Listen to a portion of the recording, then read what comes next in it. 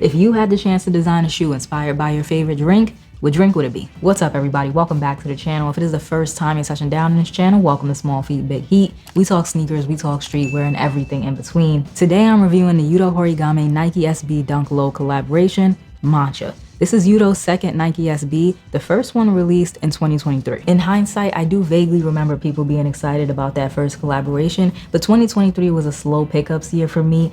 I had tunnel vision for the born and raised Nike Dunks, and I didn't really come up for air for much else. This time around, the release was still sandwiched in a pretty stacked time for sneakers, but they caught my eye. I was lukewarm about them from photos, but in hand, I'm a lot more impressed, especially when the Matcha inspo comes through. What can I say? I'm a sucker for good storytelling, and Matcha is just layered enough that it makes for a really good inspo concept. So let's take a minute to talk about Matcha. I promise we'll get back to the shoes, but this is important, trust me. Matcha comes from a Japanese green tea leaf that is finely ground into a green powder we all recognize as matcha powder. From the beginning, it's a pretty rigorous process that these leaves go through. Matcha starts as young tencha leaves grown in the shade. Only the top leaves are then taken to be steamed and dried. The leaves are graded on their texture and taste, and then they're prepared and ground into powder with a stone mill. That's when they make it to your local favorite cafe where it can be used for any number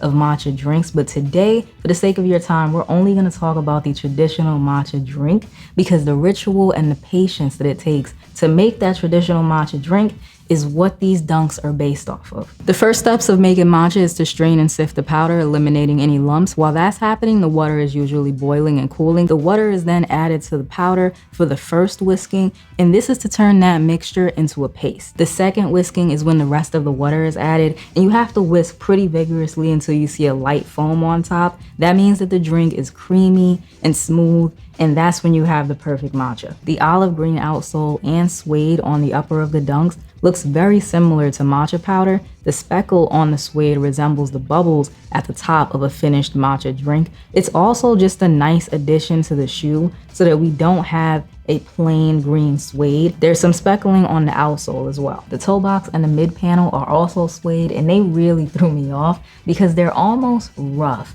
It has a sandpaper-like texture that I just wasn't expecting. I was expecting soft, buttery, smooth suede like you would normally expect as a sneakerhead getting a suede shoe in hand, but what I felt was a much rougher texture versus the green suede that's on the shoe. It's textured and gritty like powder. Very clever, Nike, very clever. The toe box and mid panel are the color of a traditional matcha chasen or whisk, but they are the texture of a fine powder.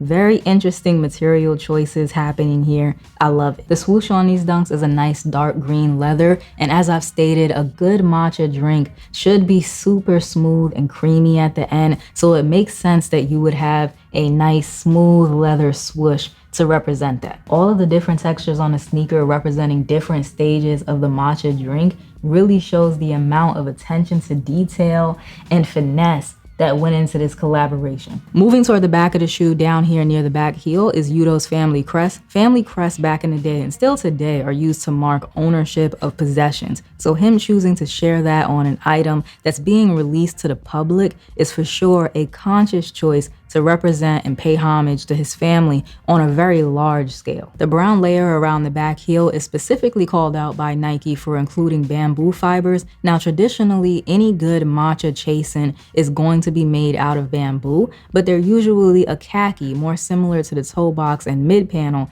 as I mentioned earlier. I think using the dark brown bamboo fibers was an aesthetic choice. It allowed them to add yet another relevant material to the sneaker that's a part of the matcha making process, while also adding in an additional earth tone color to kind of give the shoe some layers. Above that on the back heel is another suede hit with some Nike brand embroidery. Now remember how I mentioned matcha leaves are ground into a powder with a stone mill? The top eyelet of the shoe is meant to look like those grinders.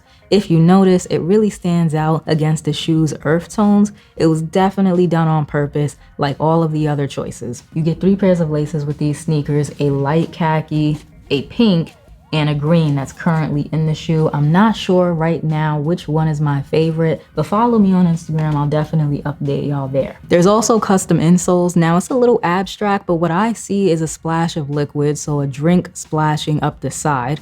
Matcha fields in the back, and down here toward the heel looks like a shipping container of sorts with Nike branding and Yuto's family crest. The family crest appears once more on the back of the tongue as well, and these do have a fat tongue, by the way. On the front of the tongue is some Nike SB branding and Yuto Horigome's name. As for sizing, I went true to size, and I recommend you go with whatever size you normally wear in Nike SBs. If that's true to size, go true to size. If it's normally a half size up to accommodate for the fat tongue, then go a half size up. Just go with whatever you normally wear and whatever is normally comfortable for you in Nike SBs. They fit like all my other SBs. I can't explain how impressed I am with Nike's execution of this sneaker. The thoughtfulness and materials alone blew my mind. Every connection from the shoe to Matcha that I made me fall even more in love with them. And sometimes that's just how it is. Sometimes you love pairs instantly. It's love at first sight. And others are a labor of love. Of course, it wasn't my labor that went into making these, but I definitely appreciated whatever teams at Nike worked on these. And Yuto, of course, this is an insanely executed collaboration.